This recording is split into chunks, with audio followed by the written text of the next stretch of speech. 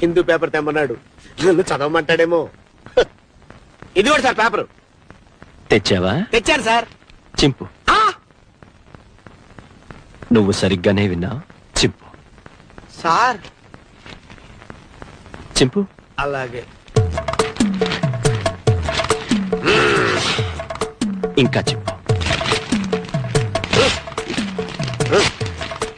ఇంకా చింపు.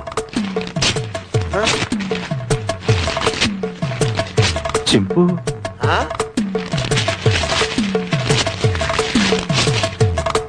ఇంకా చింపు.